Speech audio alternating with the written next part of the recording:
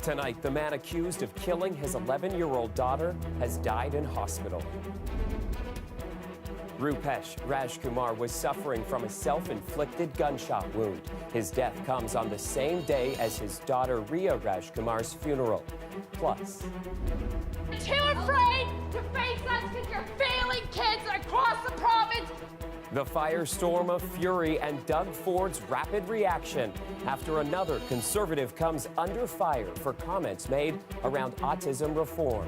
And we have shampoo, conditioner, soaps, floor cleaners, everything also on tap. On tap and out of the landfill, we'll take you to Toronto's first zero-waste market. Good evening, I'm Chris Glover. We begin with breaking news tonight. The father charged with first-degree murder in the death of his 11-year-old daughter has died. Rupesh Rajkumar had been in hospital with a self-inflicted gunshot wound since the night of his daughter's death. His daughter, Riya Rajkumar, became the subject of an Amber Alert late last Thursday night. Shortly after the alert was sent, police found her body inside her father's home. Rajkumar was charged with first-degree murder in Riya's death. The day Riya died, Valentine's Day, was also her and her mother's birthdays. Rajkumar's death comes on the same day his daughter was laid to rest. The funeral for 11-year-old Riya Rajkumar was filled to capacity today as over 700 people came to pay their respects to the young girl. It was beyond the word of emotion. Emotion does not describe the grief that was expressed by everyone, looking at everyone's eyes, the young people, the priest, everyone. It is beyond the word. The word emotion does not do justice to what was expressed by all the humans in that gathering. I came all the way from Scarborough, and I just heard about it. It's very sad. But I just want her mom to know. The only thing she can do is to pray for her. The funeral was paid for through a fundraising campaign done for the family. There were several speakers, including Riya's aunt, her cousin, and some friends from school. Now to the big political story of the day. A Conservative MPP is in the political penalty box tonight. Randy Hillier has been suspended indefinitely, but he says his words were misunderstood. As Lisa Shing reports, it all has to do with the changes to autism funding. This is the toughest file I've ever dealt with. Question period started innocuously enough, but soon emotions took over. Tear up this failed scheme and replace it with a new plan. I'm proud to defend this plan. Those emotions quickly boiled over once question period wrapped up. Go yada yada one more time. A few dozen parents whose children have autism were here protesting the government's recent changes to funding. But it was a comment apparently made by Ottawa area PC MPP Randy Hillier that put parents over the edge. Yada yada was a great answer to our problems and our concerns. You're too afraid to face us because you're failing kids across the province. Tens of thousands of kids. Shame on you! Hillier wasn't caught on tape, but soon after, a memo from Doug Ford's office saying Hillier is suspended indefinitely from the PC caucus following his disrespectful comments to those parents. Ford is quoted saying Mr. Hillier's comments crossed the line and that is unacceptable. Hillier says he wasn't directing yada yada at families. The NDP critic, Monique Taylor, was continuing a very significant tirade. It was more than banter. It was more than heckling. I caught her eye, and I said yada yada yada. Hillier says a staffer called to notify him about the suspension, though he doesn't quite know what a suspension from caucus means, but says he'll have a conversation with the Premier about it. I think there was a heat of the moment, and the Premier thought decisions had to be made. I think upon reflection, it's always good to investigate. Right now, the suspension is still indefinite. The PC say there is a way back to caucus, but we don't exactly know what that path will look like going forward, just that the PCs will be talking about this in the future at caucus meetings. Lisa Shing, CBC News, Toronto.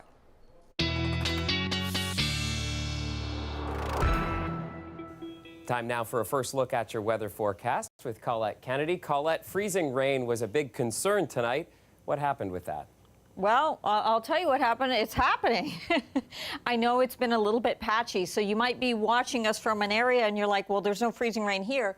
It is occurring, and we are seeing areas. In fact, even downtown, I had my opportunity to almost slip and fall on the sidewalk. So there's definitely freezing drizzle and freezing rain occurring. We're seeing all kinds of mixed precipitation, and you can kind of understand why, or at least I hope you can, when you see what the temperatures are like. In most cases, Markham's an exception and Kitchener, but mostly we're right at the freezing mark. So for Oshawa right now, for example, we are getting freezing rain, or you're getting freezing rain there. And what we're seeing is for Toronto at Pearson, freezing drizzle. Hamilton had freezing rain last hour, and now it's a mix of rain and snow. So some sleet in there as well. The freezing rain warning still in place. It extends into eastern parts of the province. And have a look at this. And what I've done here is I put a long pause on the very last image, which is going to be the most recent image of what's happening. And when we get into the coloration where we're seeing the pink, that's where we have the ice pellets and the freezing rain. And we're seeing that right around the city, up not only to the 401, through the 407, up towards Vaughan, but look how patchy it is. So in terms of what's happened with it, it hasn't filled in all that significantly. Back to the west, we're already seeing some clearing. Over to the east, it's a little bit sketchy in some areas. And then at the lake shore, but mostly this is actually over the lake, we're seeing the rain showers. I would have anticipated this would have moved a little bit further north by now. It's starting to make that changeover. That's why over at Hamilton, you were just reporting rain and some snow in there, getting into that kind of mix. What's nice about the system, yes, there's something nice about it. What's nice is that it is actually going to be moving very quickly through. So if we take you through the overnight hours here, you can see all the way as we're getting after midnight, very shortly, much of this precipitation, there'll still be some light stuff. The drizzle doesn't always show up on these models, but most of it is going to be to the east of us. By tomorrow morning, we're really seeing a clearing trend, still cloud cover, but a clearing in terms of precipitation. And then as we're going on further through the day tomorrow, yeah, some scattered flurries are possible, but beyond that, we're not going to be seeing much. This is mostly another few hours, and then it is gone. 3 degrees overnight tonight. That's right, the temperature rising, coming up to 3. Drizzle to a late flurries mix, and then gone. Tomorrow afternoon, we're still going to have quite a bit of cloud cover, 2 degrees for the high, and winds a little breezy out of the west. And Chris, in the long range, we have some nice mild temperatures coming towards the weekend, and I'll show you all of those when I come back. All right, so better tomorrow, and the best is yet to come. You got it. I like how you phrase that. Thanks, Colette. You're welcome. So some of us may have dodged a few ice pellets tonight, but this has been an intense winter. People across the GTA have been pummeled with storm after storm. It means a lot of salt is being used on the roads and sidewalks to make them safer. But is it overkill? Greg Ross went to find out. Mark Mills is the superintendent of road operations for the city. He says they are able to control the amount of salt they spread on city streets. Each one of our trucks has electronic spreading control on there. So we tell the operator that it puts out 140 kilograms of salt per lane kilometer. But in other areas, like sidewalks and TTC stops, it can be a little more complicated. There is so much salt at this streetcar stop on King Street that you can't even see the sidewalk in some areas. There clearly wasn't a computer to regulate the amount of salt used here. Too much. Far too much. They've overdone. It's overkill. I think it's a little bit excessive. We will always err on the side of public safety to ensure that we get that ice off the sidewalk. We don't want to be held in any type of liability. But not all sidewalks are the responsibility of the city. Property owners have to clear their surrounding walkways, and if they don't, they can be fined or worse, sued. Yeah, people slip and it's their fault. And because of that, this woman says she can understand why a property owner would rather be safe than sorry. I think they just, out of an abundance of caution, put a lot of salt. Eventually, all of that salt ends up in our waterways, and freshwater conservation specialist Anthony Morant says it's having a negative impact on local wildlife.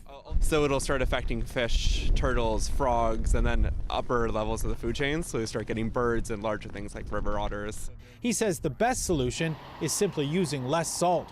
There are a ton of studies that actually show just using a small pill bottle or salt shaker would be enough to melt ice on about a sidewalk slab. So it's 1 meter by 1 meter. The liability factor, obviously a huge reason why people err on the side of caution. But the World Wildlife Fund does believe that the city and residents can do a better job of balancing public safety and freshwater health. A representative telling me tonight that they believe the city should provide a better training for salt applicators. They believe that they should develop a liability protection for certified contractors, and they believe that they need to do a better job of regulating road salt application. Greg Ross, CBC News, Toronto.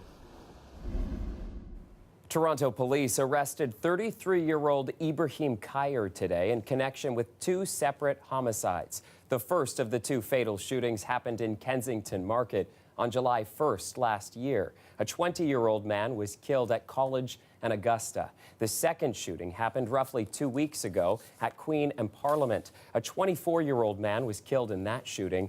Khair will appear in court tomorrow.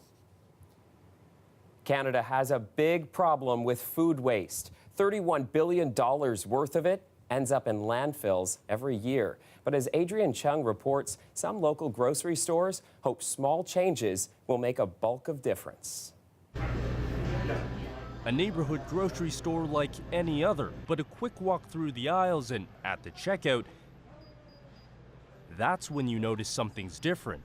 We are working actively to not have any single-use plastic in the environment at all, and if there's no packaging, that's even better. Unboxed Market is part of a growing trend of grocery stores that is getting rid of the waste. From produce to meat to dairy, all of it goes into reusable or recyclable packaging. That's 3 produce bags, and you can use them repeatedly. They're easily washable. You just use your jar like this, and you have a choice between 2% or homogenized milk.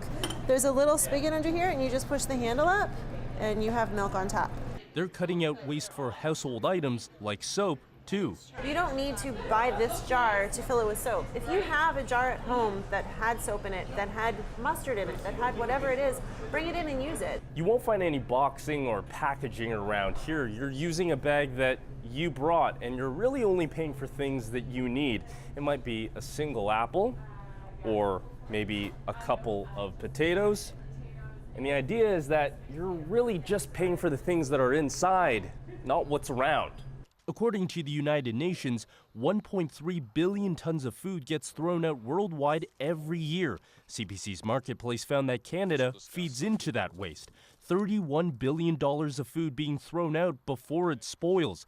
That's the very thing this market doesn't want to play into. You can purchase exactly what you need. So if you know that you're not going to go through a dozen eggs before they go bad, you can buy 4. Shoppers are getting the message too. For them, it goes beyond just bringing their own shopping bags. It's a lot more environmentally friendly, and it's just like a breath of fresh air, actually. In a way, it reminds me a lot more of how I used to shop or see my parents shopping when I was a kid. A few small buys, they hope, cuts out the waste.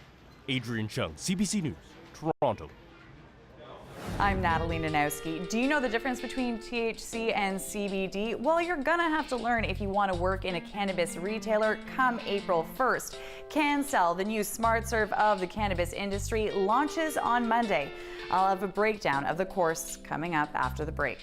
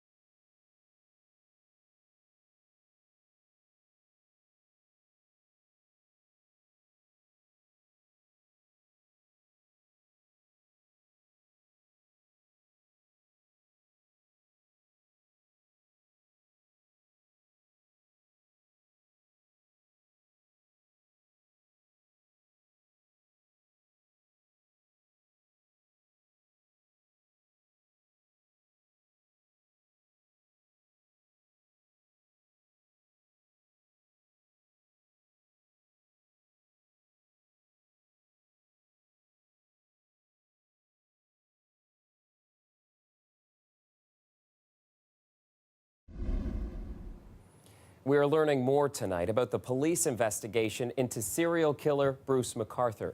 Unsealed documents show police knew Bruce McArthur had connections to 3 of his victims as far back as 2013. Farah Morelli explains the latest chapter in a troubling story.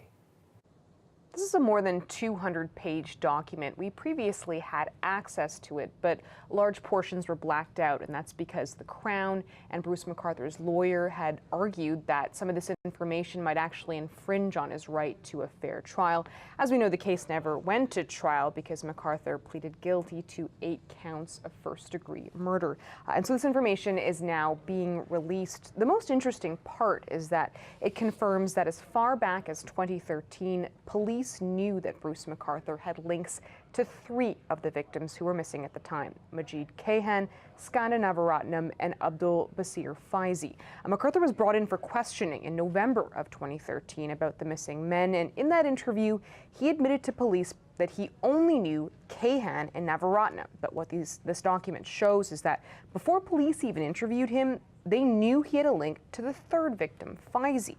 When they searched Faizi's home, they found an email address scrawled on a notepad of silverfox51@hotmail.com, and McArthur would admit in that interview to police that that was in fact his email address. So what this means is that as far back as November 2013, police knew that Bruce McArthur had links to 3 of the missing men that he would later be convicted of murdering.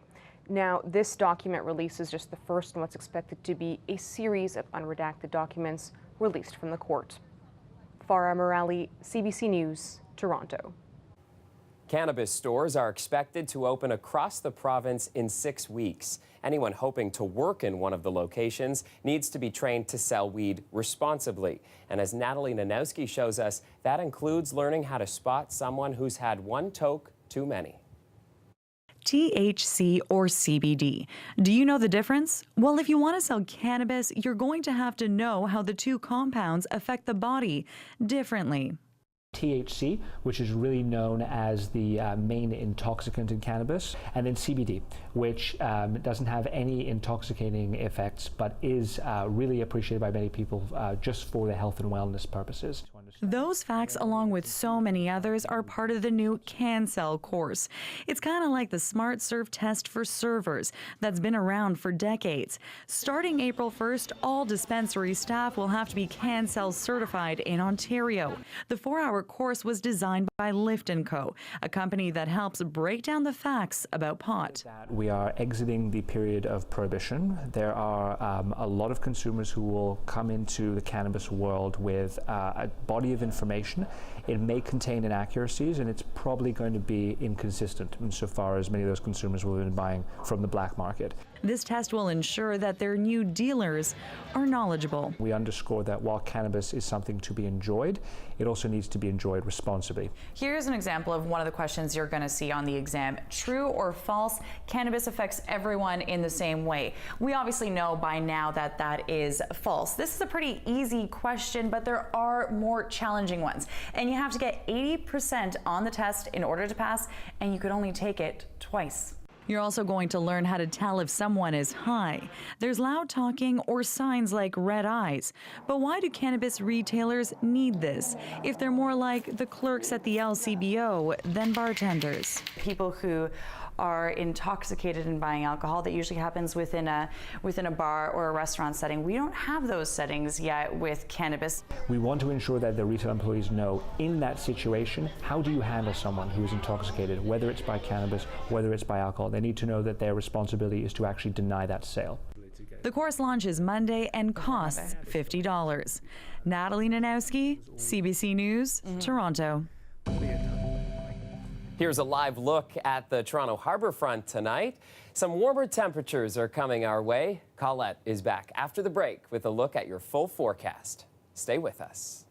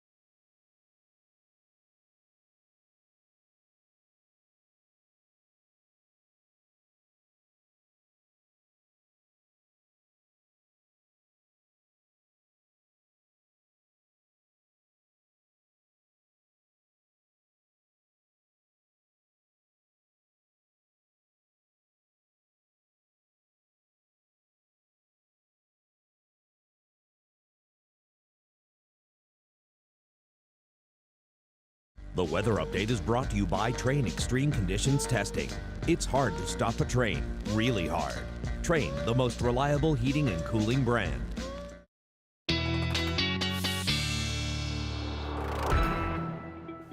Colette Kennedy is back with us now. Colette, a touch of a warm-up is headed our way, but nothing compared to the record warmth that we've had on this day in the past. Yeah, February is traditionally a very interesting month because there are days where the temperature will spike into the teens. Okay, so the beach might be a little bit of an exaggeration.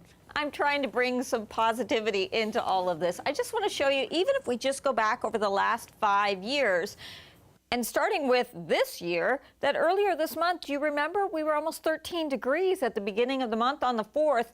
But more importantly, 1 year ago today, the temperature, we'll round this up, was 17 degrees. So it is possible in the month of February to see temperatures like that. Like, boy, in 2017, 17.7, we'd round that up to 18 degrees in February. Doesn't that seem bizarre?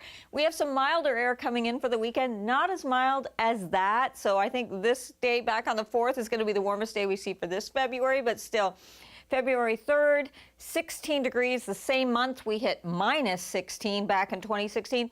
And it does say 5 years, so that's the reveal that if we actually go back 5 years, 2015, it was so cold, there was not a single day where the temperature even got up to the freezing mark. It was a negative for the highs every single day. It never even got up to freezing. So I don't know if you remember 2015. I do. That was a very cold, cold February. So we're doing okay when we've got a temperature right at zero here in Toronto, Markham, Oshawa, Mississauga, Hamilton. And you know what? This is why we're seeing the different types, the variations in the precipitation as the warmer air is overriding colder air at the surface. So over the lake, it's rain showers, but I would anticipate that even more into the downtown core. But we're still seeing areas with freezing drizzle from here all the way up towards Vaughan, towards the 407. The purple, some ice pellets. The pink is the freezing rain and freezing drizzle. Oshawa still reporting some freezing drizzle. Back towards Hamilton, we had a bit of a mix, and now that is changing over, and it's really moving out. So it's moving quite quickly through, which is nice, is that this is going to peel away and improve things for tomorrow morning and the morning commute. Not nice to be out there on the roads with some of the slick spots we're seeing right now, but by tomorrow morning, 7 a.m., maybe some flurries, pretty scattered in nature. They could even return into the afternoon hours, but really it'll be a much quieter weather day. And setting us up, by the way, nicely for Friday, also a quiet weather day with some sunshine. And as we head towards the weekend, as I was mentioning, temperatures kind of rising as well through the overnight hours, so up to 3 degrees with this bit of a mix before it moves out, getting lighter and lighter in nature. Tomorrow afternoon, scattered flurries, but 1 to 2 for our highs. That is above seasonal. This time of year, we should be more closer to, we would round it to -1. Friday, sunshine. Saturday, here we go, 2 degrees. Late in the day, though, Saturday, the next system is going to move in. Now, with temperatures like this, it's probably going to be mostly rain, but could be a little bit of rain mixed with some wet snow through here.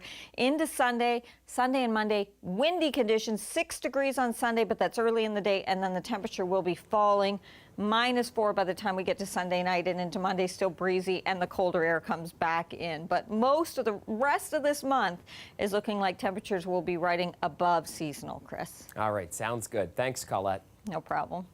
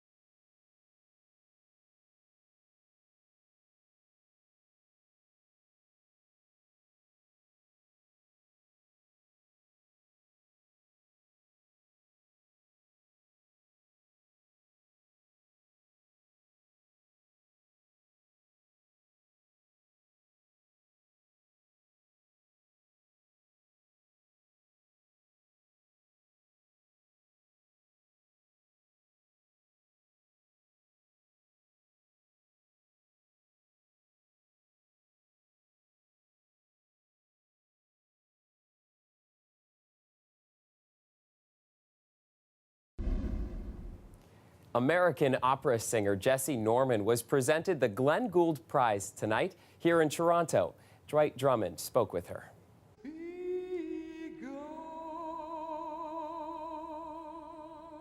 I wasn't a child that sat around thinking, oh gosh, one day I want to be an opera singer.